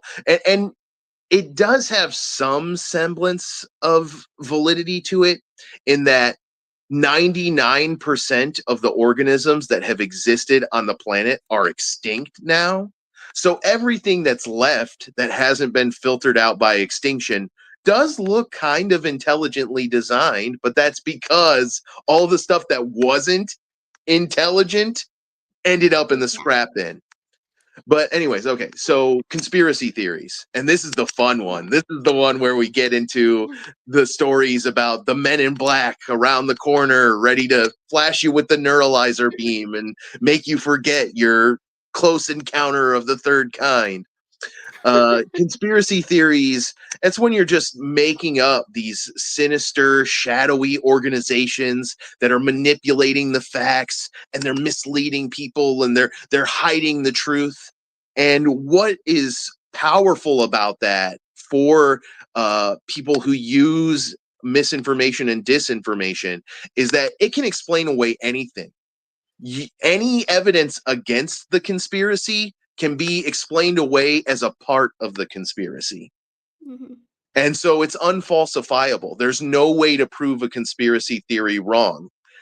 I can't tell you how many people have called me a a big pharma shill because Oh yeah. I post about how anti-vaxxers are wrong on my Facebook. I'm like, yep, Big Pharma sent me the cutest little letter and it said, "Do you like me? Yes, no, check one." And I just fell in love with it. So I decided to Um, become a shill. It's the little things that count. You know, God, I wish Pfizer was paying me. They should be, the freaking pigs, would be nice. Would be right? nice. Yeah. So that's the flick model. Fake experts, logical fallacies, impossible standards, cherry picking, and conspiracy theories. And every subsect of the cult of ignorance uses all five of these methods, and they use other methods that kind of fall under the umbrella of the specific methods. Like how misquoting is an example of cherry picking, but it's a more specific kind of cherry picking, where specifically you're cherry picking statements that Yeah. figures have made to give an inaccurate impression of what those statements actually mean. Right. So I have a question for you. Like, if you know, obviously, like most of the people listening are already atheists. Mm, But if we had, like, for example, Adrian that was listening earlier, right? mhm. Somebody who's raised with creationism or in religion and wants to start exploring evolution without feeling like they're betraying their religion. Like, do you have any Mm. good resources? Where can they get started? Where could they go? There's a Sites? whole website for you. It's called Okay. BioLogos, Okay. biologos.com. And it was Okay. made by the biggest, baddest theistic evolutionists there are out there. Some people named Francis Collins, Dr. Ken Miller, and Dr. Mary Schweitzer. And those three are the big wigs of this movement for understandable reasons. Dr. Francis Collins is the guy who created the program that lets us sequence genomes. Wow. He he is the one that pioneered the Genome Project. The reason we know how similar a human genome is to a chimpanzee genome is because of his work. And he Wow. is a Christian man. So he believes in God, but obviously fully accepts evolution. He made strides in the field. Then there's Dr. Miller, Dr. Ken Miller, who actually, to my incredible gratitude, has become a personal friend. I found his Facebook page and sent him a friend request, and he accepted it, and we started messaging each other. Wow. And he's just the nicest guy. He's so cool. And he had That's a big awesome. part. He had a big part in this, the formation of BioLogos. He too is a Christian man. What he discovered is something called the second chromosomal fusion. And what that is uh, most other species of primates, they have 24 chromosome pairs for a total of 48. Humans have 23 chromosome pairs for a total of 46. So they made a bold prediction that there would be signs of a chromosomal fusion where the second chromosome and the third chromosome fuse together into a single chromosome, the second chromosome, in humans. And so they looked inside of the human second chromosome and they found what are called centromeres. And a centromere is something that you usually only find on the ends of chromosomes. They found it in the middle. They found a bunch of other signs too that this chromosome that is now one chromosome actually used to be two. It used to be the Wow. second and third chromosome in our ape primate ancestors. And at some point, it fused inside of us. And he discovered this years ago, and most people don't know about it. They don't learn I about did it not I unless did not know they're, that. Cool. yeah. But it's extremely powerful evidence in favor of evolution and common ancestry with apes. And it is really difficult to disprove and pretty simple to understand. So that's Ken Miller's contribution. And then Dr. Mary Schweitzer. She's the third big wig who contributed to BioLogos. She actually started off as a young Earth creationist. She used to be a young Earth creationist believer, and she was a paleontologist. And she discovered a very rare fossil that, because of the conditions that it was fossilized in, and because of the iron in the blood content, the hemoglobin, it was especially and uniquely preserved, such that there were remnants of biomolecules, especially robust biomolecules like keratin and chitin and collagen. And so they were able to make comparisons using these biomolecule remnants to modern birds and other modern organisms. And they found that dinosaurs were more similar to birds than they are to crocodiles and reptiles. Wow. Right. So that is strong evidence, again, in favor of evolution, in favor of bird dinosaur common ancestry. And eventually, Dr. Schweitzer gave up her young Earth creationist beliefs and I love that. became, yes, Christopher. She has a quote that says straight up that creationists are mean, and that they take her statements and they use them for her agenda, for their agenda, and that she doesn't like that. And that is one of the things that drove her away from the young Earth creationist group. And they're still doing it. They're still doing it. I've debated at least 2 or 3 that still use Mary Schweitzer, and Her. I'm like, Okay. leave that poor woman alone. Stop it. Get some She help. doesn't want your shit. Yes, yeah, she doesn't. She's had it with you. That's good. So Those are some really good BioLogos. resources. Yeah, Yeah. Okay. I'll put the link in the chat, and then I'll put it in the comments yeah. later when the That's stream that's like ends. that's like the theistic evolutionist evolutionary creation mecca. And I don't know Wow. if we talked about the spectrum of creationism, but there's a bunch of different kinds of it. There's young Earth, there's old Earth, there's theistic evolution / evolutionary creation, and that's in the order of the least to most scientific. The young Okay. Earth creationists are the least scientific. They end up having to deny virtually the entire body of facts and information that we refer to as scientific knowledge. Old Earth creationists accept that the Earth is very ancient, so they have to deny significantly less science, but still a lot. And Yeah. then theistic evolutionists / evolutionary creation types, they're denying virtually no science, if any. They're just a theist, but they accept evolution. They don't think the Earth is very young and that God magically created all the organisms, but they do believe there is a God. They just think evolution is the way that God shaped things. So Interesting. it does make things a little more Levels. complicated. Yeah, Yeah. because uh, you can't respond to all creationists as if they are that most extreme kind, although a That's lot of true. them are. Yeah, that's true. I would say as far as creationist, when you hear creationist, yeah, you think about the more Yeah, extreme you think ones. about young earthers and day age gap types who think Because the planet was yeah, made literally in 6 days, which is just mind blowing.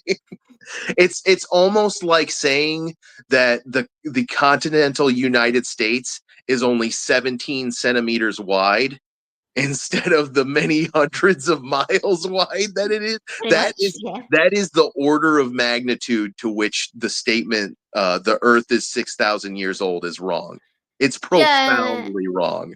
and I mean that leads to what we were discussing a little bit earlier, right? Like when you think, oh yeah, creationism isn't really that harmful, believing in creationism, but it leads to so many bad ideas. Like you have to ignore so much scientific evidence in Mhm. order to believe that it will lead you to pretty much ignore any other science in any other part of your life and be like, Hundreds of fields. well, I don't need this surgery because God or whatever, right? Or Mhm. I don't know, divine healing and all that. It can lead you to some really, really harmful ideas. Here's a list of diseases that have been cured by God and prayer. End of list. 0 diseases have been cured by God and prayer. Science, Right. it's a much longer list. Rubella, diphtheria, cholera, smallpox. There's quite a long list of diseases that have been cured by science. So if you want to look at the scoreboard, I would definitely say go with science over prayer and religion when you're sick. Oh yeah, for sure. And Yeah. I think people are quickly forgetting the iron lung. I mean, the photos Oh of my its gosh. Yeah. children, like, it's mind blowing that Hmm. people are anti-vaxxers when you have the evidence right there. One of the worst um, conditions known. It's so heartbreak. It was so heartbreaking. Like kids lived in those little bubbles Hmm. that breathed for them. I've been way more focused on anti-vaccine hysteria and hesitancy lately than I have been on creationism, because it is way more dangerous than It creationism. It is. does a lot more harm. And there's a freaking anti-vaxxer leading the Department of Health right now. Robert Yay! F.K. Jr., he's a freaking anti-vaxxer. He doesn't Uh, believe in the germ theory of disease. This he guy is, swims in waste. oh my God, yes. And he's tearing apart a medical establishment that was already a nightmare, and he's making it worse. Mm, It's like the yeah. exact opposite of what we need. We need universal health care. We need vaccines to be free for anybody who needs them. And he's going in the opposite direction. So many health professionals are warning about the dangers of not reaching immunization targets, and he's actively resisting reaching immunization targets. He's doing the opposite. It would be like if your house was burning down and the firefighters were outside trying to put it out, and then you come up and you start throwing kerosene on the fire, and they're like, dude, we're trying to put your house out.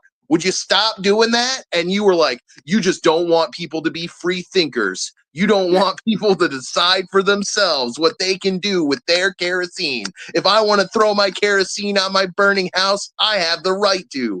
It's mind blowing.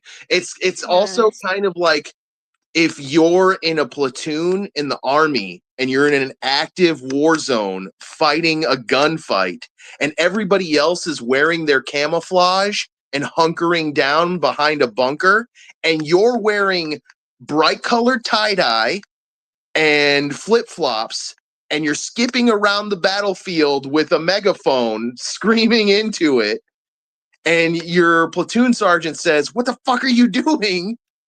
Get your camo on and hunker down behind the bunker. You're going to give up our position to the enemy, and you're going to get smoked by a bullet or an artillery shell." And they're going, Right. I have the freedom, Oh, my body, my choice. I get to do what I want, and blah, blah, blah. And then they get smoked by an artillery shell. Their whole platoon gets smoked by an artillery shell. Everybody's dead, and it's your fucking fault. it is. So, Clyde was asking if you have a website. I shared your Yeah, YouTube I channel link. I do not have a website yet. I'm working on that. But I'm also, trying okay, to get so around to it. you brought a presentation which we didn't use. I'm gonna offer you No. to come Yeah, back I would another love to. time, Yeah. and we'll do the whole presentation. Yeah, that'd be Okay. great.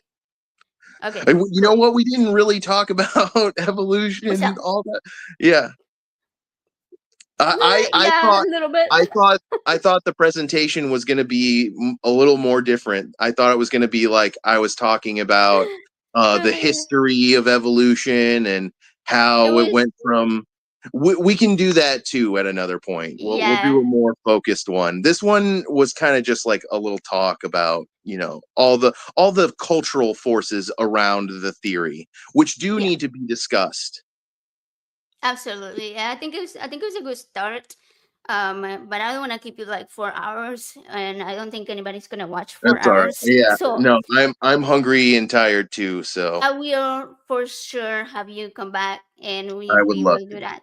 And I'll have Well, an actual presentation ready for the yeah, specific topic next time.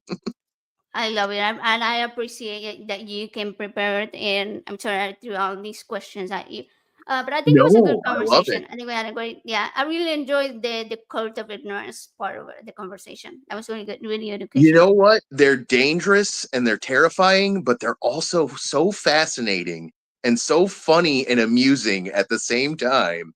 It is easy to get interested in the stuff and end up falling for one of their spiels.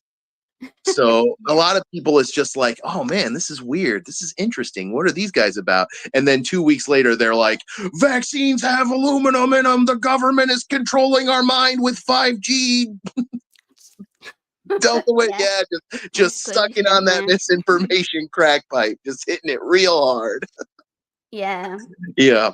So a lot Man. of times when I encounter people like that, I have to ask them, what I give them a list.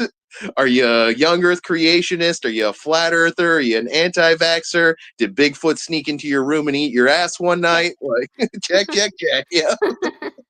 I need to know They exactly what we're dealing with. Yeah, you have to diagnose their level of misinformation crack pipe addiction. And gosh, right, right. it's an epidemic, you guys. Don't let It your really friends is. hit the And misinformation crack pipes. Smack them out of education, their hands and tell them to go touch grass. Honestly, right. I think Open so about many people would benefit from just permanently disengaging from social media. that's Like true. just so many people just can't handle using it. If you can't handle using social media without getting addicted to a misinformation crack pipe, just stay away from it. Unplug, you know? Yes. Oh, I goodness. like that. I like that one because I saw somebody with a bumper sticker once that said Bigfoot is real and he ate my ass, and I thought that was hilarious. That's how I you also know. I also saw one that said Mothman is real. We made out, and he's a very gentle lover. That's funny. I like that. Yeah, yeah. So I think it's kind of funny. I think humor can help. Oh Humor yeah, it humor does. helps in that it definitely helps inoculate other people. Nobody wants to be the clown that's getting busted on and laughed at, right? Oh yeah, Eh, but it can also but spark conversations, yes, yeah, and you can start an informative discussion with someone. And yeah. speaking of funny conversation starters, I made a bunch of shirts. So if you guys want to support me, I'm gonna show you a couple. So we got the frogs, Oh, I but then love the I also frogs. have a lot of like sciencey nerdy stuff. I like the one about think responsibly. That one came out really Mhm. good. And the think reason create science. That was my favorite. I have a bunch of those. These are great. So if you want to buy one of those shirts, you can get them at ingeniusmatter.com, which is my website, um, where I have all of these t-shirts. There are mugs. I'm trying to put hoodies, but I gotta find like the ones that are not insanely high price. So I still haven't put those up. Yes. Go and buy all of AJ's shirts, people. I Hit work that like hard on those. button, hit the subscribe button, leave her a nice comment to boost her in the algorithm. Do all the things. I Grab appreciate that. random people as they pass you on the street and ask them, "Are you subscribed to Ways to Human on YouTube?" Right, you can even get the Ways to Human T-shirt, so it's like big right there, and be like, go Yes. subscribe. Yes. And also go subscribe to Austin if you haven't. I put the link in the chat earlier for everybody to click on. Um, yeah, if you like to hear about evolution, biology, Kent Hovind, laugh at Kent Hovind, shit. Yeah, we laugh at flat earthers a lot. We laugh at creationists a lot, and anti-vaxxers. We laugh at them, but they're a little more serious. They need to Yeah, be dismantled. for So, sure, for sure. heck yeah, let's go HTX News. Thank you. Okay, that's Joe. That's my husband. Oh, Yeah, okay, that's nice. cool. Yeah, Thanks, he was AJ's husband. listening while he's driving around. So, anyways, You're a thank lucky you man. so much for. Oh, thank you. Well, he can say thank you. Anyway, So yeah, we're gonna have you come back for sure. Do the whole Of course. presentation where we actually talk about evolution in more in depth. Mhm. Uh, Today was like the appetizer, I The guess. amuse bouche. Yes. But I mean, we did talk about some of the myths, you know, Yeah. that the terms that confuse people, and I think for those that have grown up with creationism, they need to remember that exploring evolution doesn't mean, like you said, these people on the website that you shared their bio Yes. logos, they don't abandon their meaning or their belief or believing in a god. They just follow the evidence. They understand that the universe is more incredible than just any thousands of years old storybook. Mhm. And we are continuously learning from science, and that's it progresses, it evolves, whereas religion has stayed stagnant in I don't know, in ancient times. Why we don't live Mhm. in ancient times? So why get stuck there? So, anyways, thank you, Austin. Any words of wisdom, last words before we end the I show? think you nailed it by saying that you don't have to give up God to accept evolution. That is one of the most important things that I would stress to people, because they are being told by other sources of information that the only way to be a true Christian is to reject evolution. And I just don't think that's true. I actually think that, ironically, creationism is super heretical. It's a heretical ministry that's built on lying. While they purport to worship a deity of truth, they're lying about things that anybody can confirm exist in the natural world. So in that way, it is actually the inverse is true. I actually think it's harder to be a true Christian while being a young Earth creationist, because you have to have lies as a part of your theology while worshiping what you claim is a deity of truth. So in that way, I think it's actually inverted, that Yeah, you can't be a very good Christian and be somebody who has to lie all the time. facts. That's true. Okay, that's a great way to end the show. Thank you again for hanging out. Subscribe to both of us. My Go like pleasure. things. Go comment. And thank you guys for hanging out in the chat. Thank you, Clyde, for hanging out the whole show. And, all right, we'll see you guys next time.